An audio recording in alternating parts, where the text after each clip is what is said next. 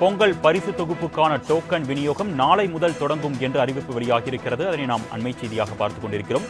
இது குறித்த கூடுதல் விவரங்களை செய்தியாளர் நந்தினி வழங்க நாம் கேட்கலாம். வணக்கம் நந்தினி, கூடுதல் விவரங்கள் சொல்லுங்கள். வணக்கம் அருணேஷ். பொங்கல் பரிசு தொகுப்பிற்கான டோக்கன் விநியோகம் நாளை முதல் தொடங்கப்படும் என தமிழ்நாடு அரசின் சார்பில் தற்போது அறிவிப்பு வெளியிடப்பட்டிருக்கிறது.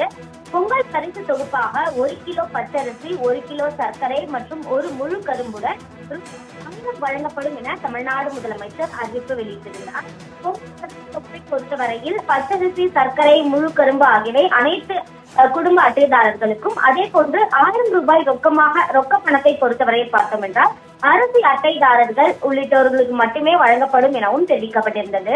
வருமான வரி செலுத்துபவர்கள், மத்திய மாநில அரசு ஊழியர்கள் உள்ளிட்டோருக்கு 1000 ரூபாய் வழங்கப்படாது எனவும் தமிழ்நாடு அரசின் சார்பில் நேற்று அறிவிப்பை தமிழ்நாடு முதலமைச்சர் வெளியிட்டிருந்தார்.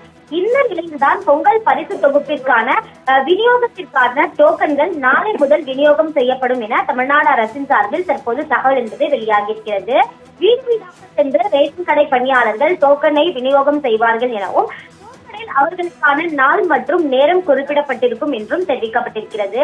அந்த தேதியில் பொதுமக்கள் நியாய விலைக் கடைகளுக்கு சென்று பொங்கல் பரிசு பொருட்கள் மற்றும் ரொக்க பணத்தை பெற்றுக் கொள்ளலாம் எனவும் தமிழ்நாடு அரசின் சார்பில் அறிவிப்பு என்பது வெளியிடப்பட்டிருக்கிறது.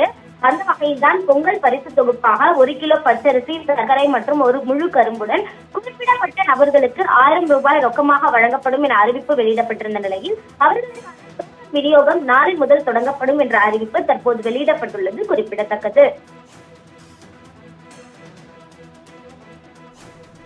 விவரங்களுக்கு நன்றி நந்தினி.